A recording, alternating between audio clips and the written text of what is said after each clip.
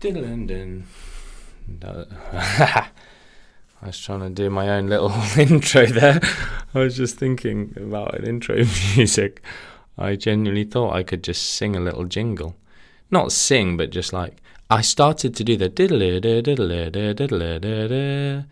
Welcome to another episode of Not Another Nutrition Podcast. Anyway, this episode, I hope you're well, lovely podcast people. This episode is to help many of the people who reach out to me or who have reached out to me over the last 6 to 12 months. I don't know why this is. I've been in this industry many years. I have been contactable on social media for many years. But I have noticed a tangible increase in the number of women who have messaged me asking me about bulking. Bulking or muscle gain, they all use, different terms to mean roughly the same thing. And but it's on this theme of gaining muscle. However, I have had many women message me about muscle gain over the years, but it's different. And how it's different is previously when I've had, it's not a large percentage of women. I'm really thinking about saying women instead of females. Funny, I said that in another podcast. Please forgive me as my non-snowflake listeners if I do say females. I think when you read lots of studies and it's like male and female participants, it just changes your vocabulary. Anyway, I think I might give up on the whole trying to say stuff in a specific way. But anyway, I'll at least not bother commenting on it so that you're not bored of me. The women that have been contacting me in the last 6 to 12 months have been saying, I've been going through a weight loss journey. I've been trying to lose fat. I have been calorie counting. And I have got to a point where progress is so slow. Or here's the kicker. I have got to my weight goal, but I don't look the way I want to look. And this is one of those huge issues with weight goals because they're so arbitrary. There's the whole your weight is not your worth. Great message. Lots of people need to actually get it into their head rather than just saying it. But saying it is good, sometimes speaking stuff out loud, but we can believe it and understand it, but it's not always, or it doesn't always penetrate into our being properly. Take some time. Anyway, they then say to me, so I think I need to gain some muscle to get the look I want.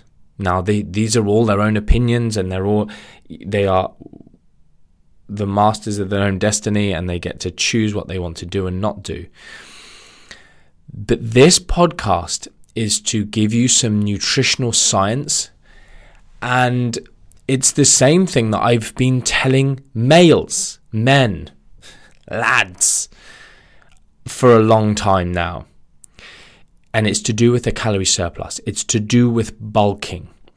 It's to do with purposeful overeating in the pursuit of muscle gain.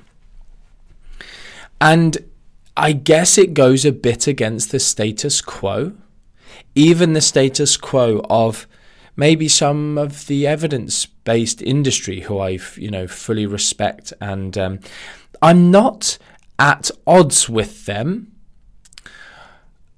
And when I say them, it's no one in particular. I just mean I'm not against people bulking. I see lots of value in it for a specific group of individuals.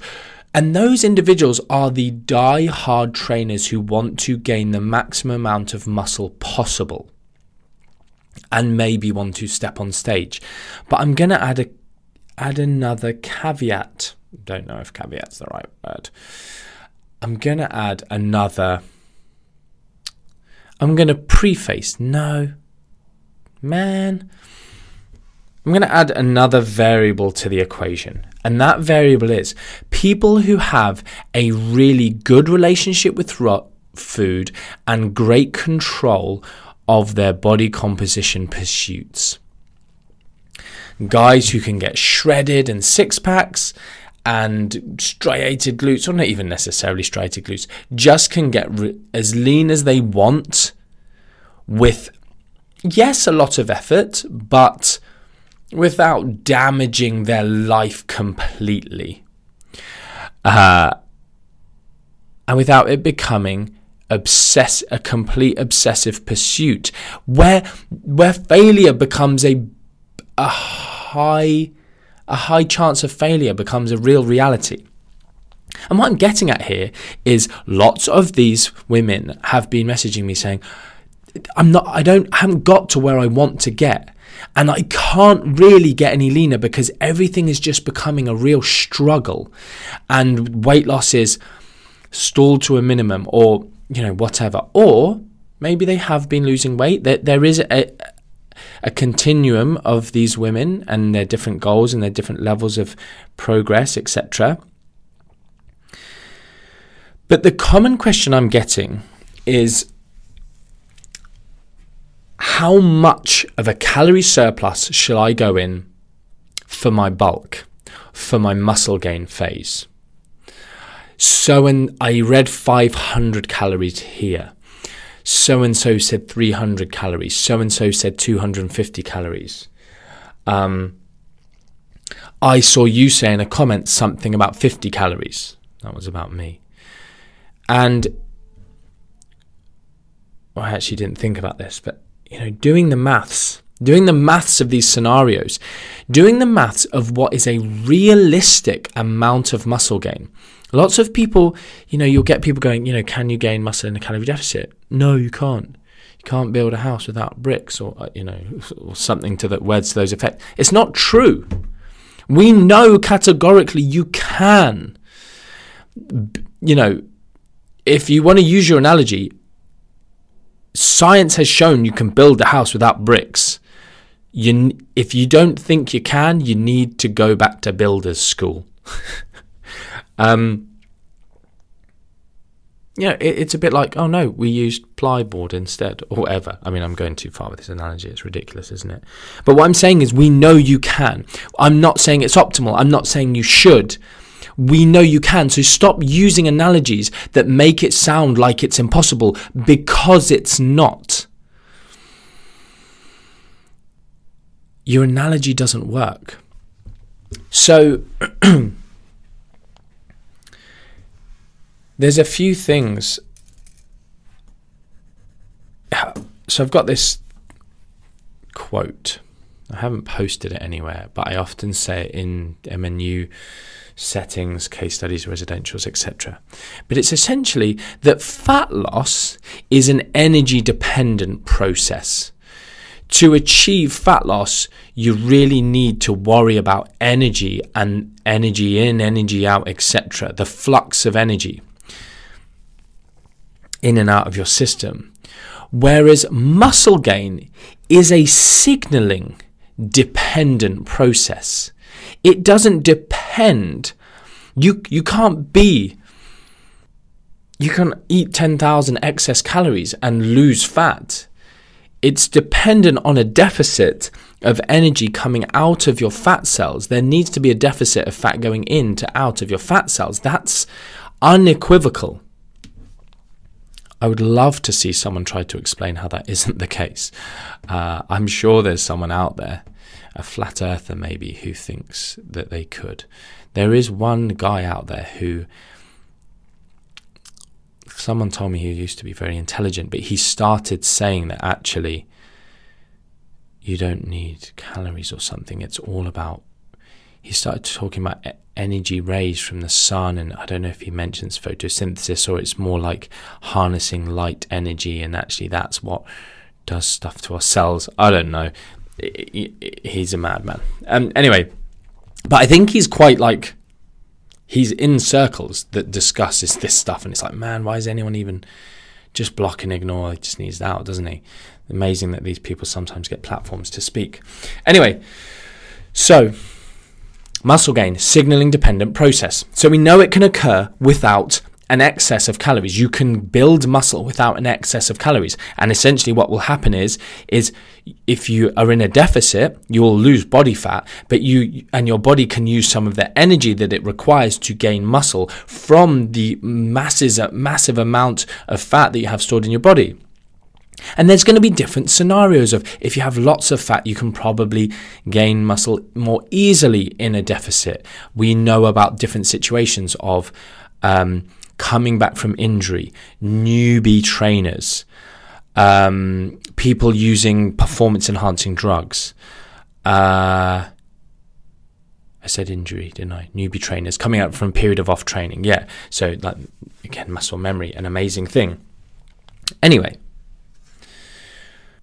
I think I'm going to call this podcast something like "Women Should Never Bulk." I'm probably going to call it that because it will make people listen to it, because it's an absolute finite statement, which we all know is not true. Women can do whatever the hell they want. But it's, just to get... It's this case for... lots of people probably shouldn't bulk in many instances, in the belief, I've had guys coming to me, I've put on 20 pounds in this off season, I'm going to be so much bigger on stage. And then they're like 2 pounds heavier on stage. And they're like, oh, I lost all of my muscle in my prep. It's like, you didn't. You just were fat, and then you lost that fat. You purposefully bulked and gained fat, and you had that fat nicely spread across your body. Some people are really lucky. They bulk up and then they just get these massive arms and big back and everything. And they think, geez, I've gained so much muscle. And they just don't. And, they've still got some veins, visible veins and whatever. And they haven't just put it all on their belly, for instance, where we just look and can see and whatever. And then when they lose the fat evenly from their body, they get smaller, and then they think, oh, I've lost muscle. But they haven't. They just don't understand the realistic amount of muscle you can gain naturally. And, you can do the maths for people who are not doing it naturally, but understanding what we're looking at here in terms of how much extra energy do you realistically need to gain muscle? Not a lot. And how much muscle are you realistically gaining? Not a lot. Not a lot to a lot. But if you're looking at, a relatively excellent natural muscle gain in a year of, let's say, 5 pounds, again, not someone who's brand new to training, but 5 pounds a year, if someone trains for 10 years, that's 50 pounds of muscle. That doesn't happen naturally. So you give someone 500 calories extra every day for a bulk, and in a year, testing my maths, but we're looking at is it like 175,000 and a bit calories? I should probably work that out, but I think I'm roughly there. I've just done. No, it's more, isn't it? Oh, no. No, I am about right. Yeah, 177,000 extra calories. Let's check. Alexa, what's 500 times 365? 500 times 365 is 182,500. I was a little bit off. Anyway, so that many extra calories and 5 pounds of muscle is not going to cost us, it's going to cost us probably less than 10,000 calories. In terms of tissue, in terms of actual tissue energy, it's going to be a lot less than that. In terms of what it takes us to build that muscle, we don't actually know the exact answers. But if I can use 10,000 as a fairly agreeable amount of calories, what do you want me to use? 50,000? It's nowhere near that. But we've still got this excess of, 130,000 calories, which is a lot of body fat. And this is the issue I'm trying to get across. I mean, obviously that would be 500 calorie surplus every day for a year. And the little pragmatic comment I'm going to make at this point is people get calorie counting wrong. And when you're bulking, sometimes rather than it being under-reporting, people may be slightly over-reporting. So the point being is, this pursuit of muscle gain to try and get the look you want, but by basically going backwards in your goals, is what I want to discourage.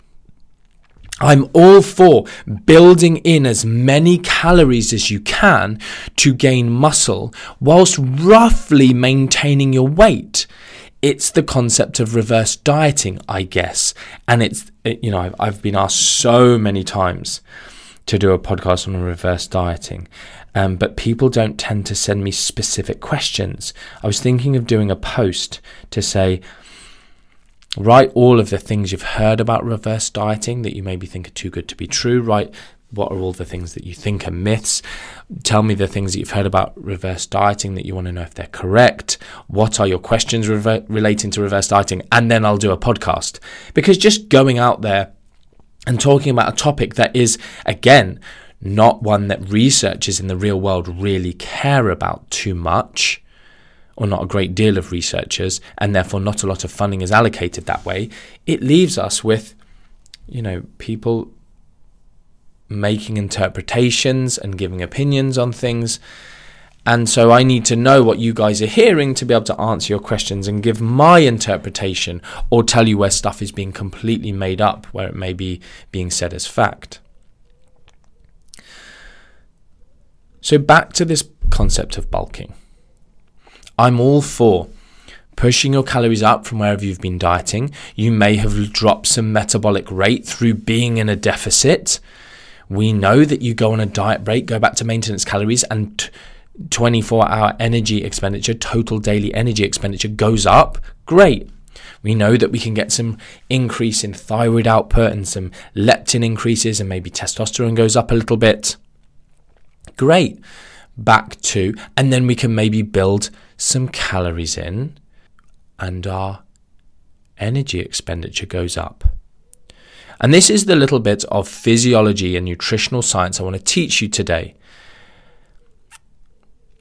Is when you overfeed people to varying degrees, i.e. there is great inter-individual difference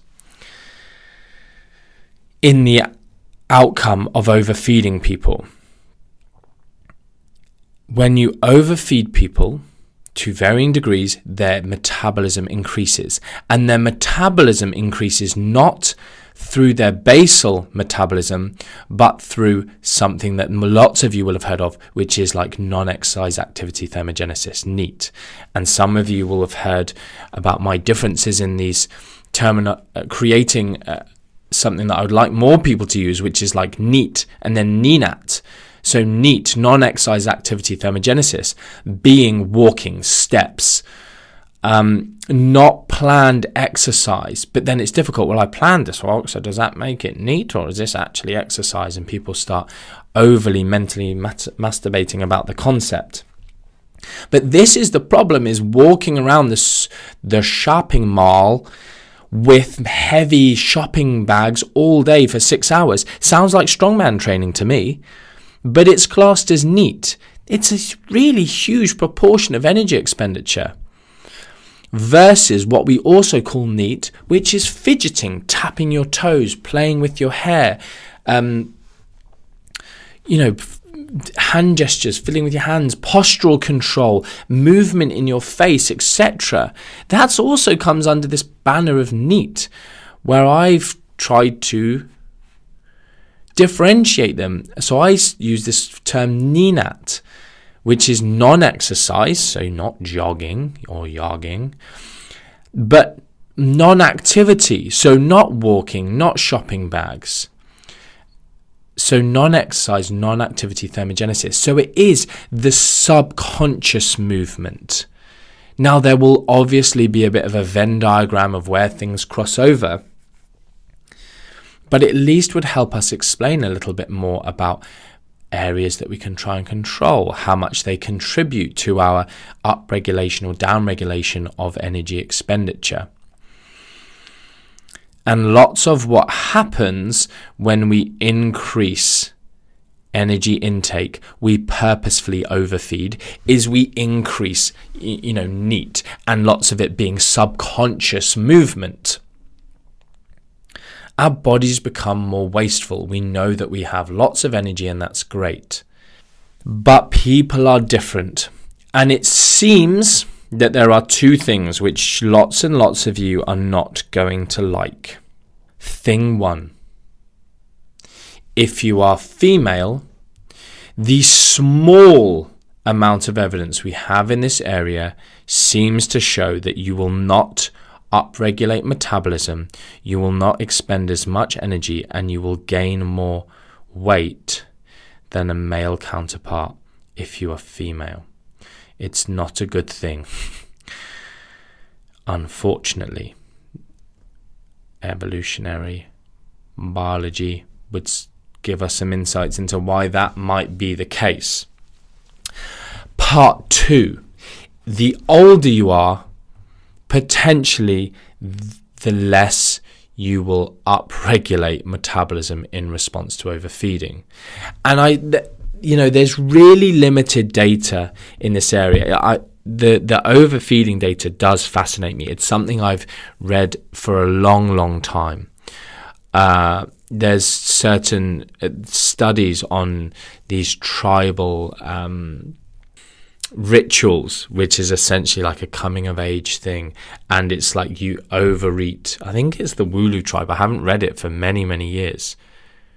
Wooloo tribe? That doesn't ring a bell when I say it out loud, but it's something begins with W. Maybe I'll link you to one of these ceremonial overfeeding things. It is so cool, what they do. Anyway, and but there's other research, overfeeding different macronutrients. If you overeat fat versus carbohydrate, or sucrose versus fructose, and whatever, and the differences this has. But it does seem that if you are older and female, if you overfeed calories, and this is one of the reasons that I've chosen to do this podcast, is because I'm getting lots of messages from females who are between 35 and 50 saying that they want to bulk and go into a calorie surplus because they can't lose the weight and look the way they want. And I'm saying to them, don't do it. And the message I'm trying to give them is something approximately like: train for muscle gain, eat for fat loss. And if they don't want to lose fat, providing the caveat of go back to maintenance, push your calories, but don't push your body weight up. Don't push your calories up. Don't start trying to calculate some fancy surplus to gain muscle. Feed yourself appropriately. Stop eating less. Stop restricting your eating. Push your calories to maintenance. Start to live. Start to enjoy your training. Start to not be hungry. Start to get greater dietary variety simply through the fact that you can eat more calories now. But don't bulk, because you're going to gain body fat that is just then going to take you further away from your goal. A small amount of fat gain, fine, no worries. I often teach coaches to coach this in terms of coach that some increase in body weight might happen initially just through increase intestinal weight of food. Increased glycogen stores in these overfeeding studies. They'll often clarify, within the first day of this overfeeding, there's 400, 0.4 of a kilo, a pound of weight gain simply through lean body mass inside the muscle from 100 grams of carbohydrate and 300 grams of water. But don't go on this bulking strategy to get the lean look. Oh, I want my delts to look like this. I want this line in my legs. I want whatever. I'm not, I really hope that my listeners realize when I say those things, I'm down with people wanting those things. If you want those things, amazing, cool. I've got my own personal physique goals. You've got yours, amazing. I'm not one of these people who, you must hate yourself because you want a delt that looks like that. Oh, can you hear that? some lorry beeping outside. But what I'm saying is, don't go on a bulk to try and get a leaner looking deltoid. Train for muscle gain, eat for fat loss or body composition maintenance, give or take. And you know what I'll do, in all my episodes now, you can go onto the website. So this will be episode, 28, is it?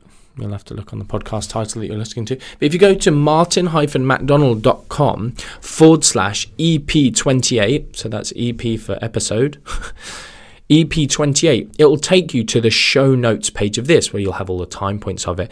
But it'll have links to all of the resources I discuss. And what I'll do is I'll chuck in, if you want to read about that reference for that ceremonial overfeeding, I'll have to find it. I'll chuck in a study on, I don't want to use the word middle age, but I sort of feel like that's what they use in the study, but middle-aged females overeating. And these studies, they'll say like increase calorie intake by 50%. So, eating 2,500 calories a day, eat an extra 1,250 calories a day. Let's see what happens. Very often it's 1,000 calories of overfeeding. One particular study, I can't remember the author, but I know it's from like 2000, like 1999, 2000-ish time, and it was like 1,000 extra calories per day, and for 8 weeks. And interestingly, the changes in metabolism in that study were mind-blowing. Sarah and I spoke about this study, and I literally remember we were walking to Home Bargains. I was walking along, just going, it's insane. And actually, you know what? I remember when we were discussing it, I said something like, the whole personal responsibility thing. Responsibility. People going, in this study, there are people force feeding themselves an extra 1,000 calories a day for 8 weeks, right? And some of their metabolisms increased to the order of 700 calories a day. How unfair is that scenario? And these are the people we observe, the young males. Quote, naturally lean, quote unquote, or quote unquote, naturally lean males, young males, who can eat whatever they want and not seemingly gain any weight. And this is, it's a much, I shouldn't have really opened this can of worms, because I wanted this to be a pretty succinct podcast. But this idea of, you're overweight because you've just eaten badly. But yet you look at your younger brother or your friend, that guy who just eats rubbish all the time and just doesn't put on any weight. We all know them. It's an easily identifiable phenomenon within society. No one denies those people exist. And I'm not saying, I really dislike, and again, this was some of the discussion I had with Sarah, is I really dislike the people who have a good point, who ruin it by saying dumb stuff. Don't be dumb gimps, you BMI haters. Body weight and BMI have nothing to do with health and blah, blah, blah. Rubbish. It doesn't have no correlation. It's just a stupid thing to only look at on an individual level. There's so much more we can look at. But just saying stuff that just makes you the laughing stock of anyone who can read any data doesn't help the purpose of people understanding that obesity is a disease. It meets the criteria for a disease. And the idea that body weight is purely a factor of grit and determination, that is absolute, complete and utter rubbish. And anyone who says it's the case is either after money or is an idiot or is just saying what people want to hear. It's not true. But you can't go, there's no personal responsibility, because that's stupid. Because genetics are not your destiny. Genetics load the gun, but your behavior and your environment and all these other things pull the trigger. And your starting point, we all start on this. This is why I spent my whole world tour of 29 attending thousands and thousands of people. And it just came up more and more and more that just explaining, it's like we're all on a different continuum. We all have a start point. And this is why I talk about owning your own set of cards. Don't compare yourself to someone else because their set of cards is totally different. Hand of cards, I should probably be saying. And it's these, be a lion, compare yourself today, and your only competitor is yourself. Like, yeah, good messages. I don't know why I put lion into that. It's just motivational quotes, isn't it? It's always got a lion or a shark. Do you think a shark wakes up? So this is the problem. I shouldn't have opened this can of worms fully. But people are different. And then you throw in the gut stuff, right? The gut stuff is what we're learning about more and more and more. We know that your gut microbiota changes as you change your body weight. And we know that different people have different ratios of different bacteria in their guts. And that might, I don't know if you're aware, but people are starting to do fecal transplants. Transplants? Sounds funny, doesn't it? Anyway. Yeah, kind of gross thinking, right? But it changes the organism. It's done in animals first. I'm fairly sure they've done some stuff. I think they've even got these capsules now with feces in them that they've been used. I mean, that's a bit gross. Let's not go there. But it's just understanding something to do with your genetics, something to do with the signaling is going on. Something insulin, downstream from insulin, leptin, the effect it has on the brain. We know that leptin impacts appetite and energy expenditure and all this kind of stuff.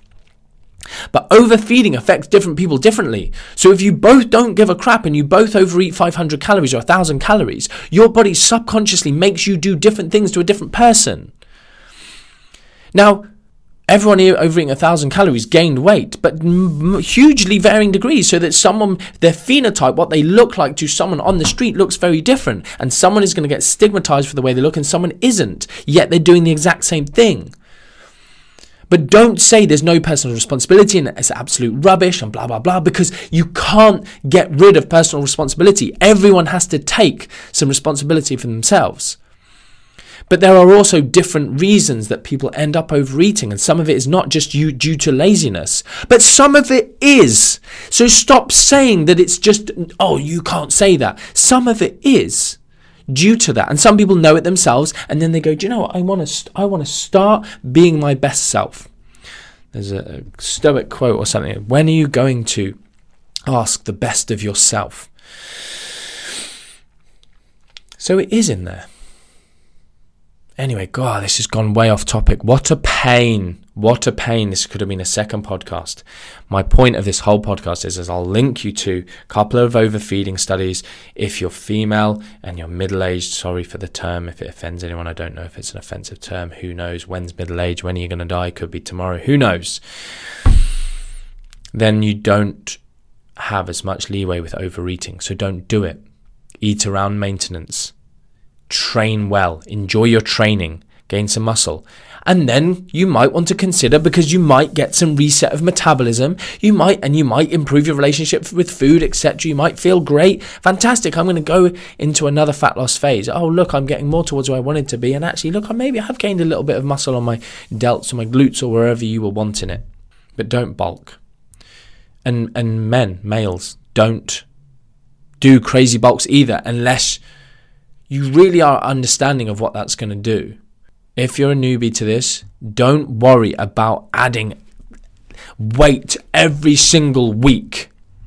Unless you really want to, and unless you are really, really happy with the consequences of having to lose a lot of fat at the end and being on a diet for longer. Understand that natural muscle gain is a painstakingly slow process.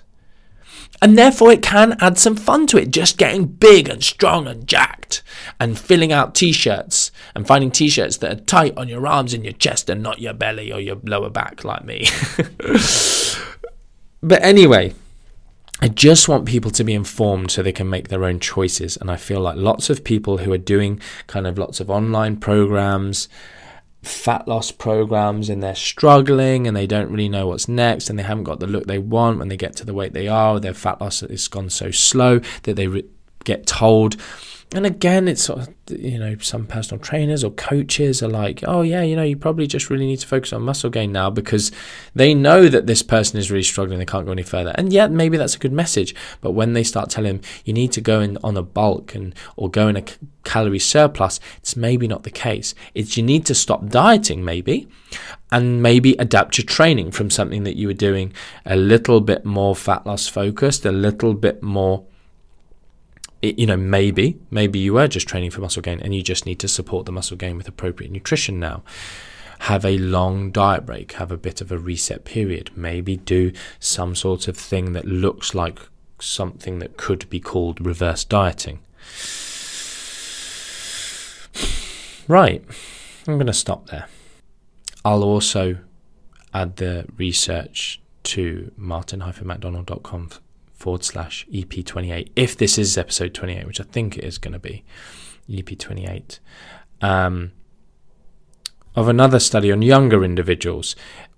Again, younger individuals, and the females coming out lots worse than the male subjects.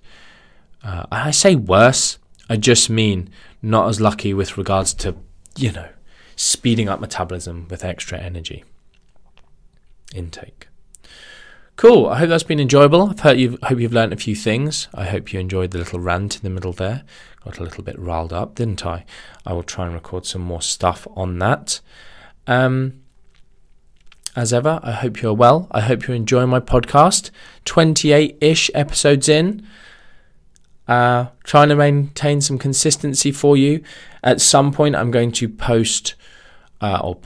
publish some interviews that I've done with other people onto my podcast, so that you have those in one place and you can listen to them. And I'm not going to say that. Well, I was going to say I'll get them time pointed. I'm not sure if I will. Who knows? Anyway, until next time, much love. And leave a review on iTunes. Thanks. Love you.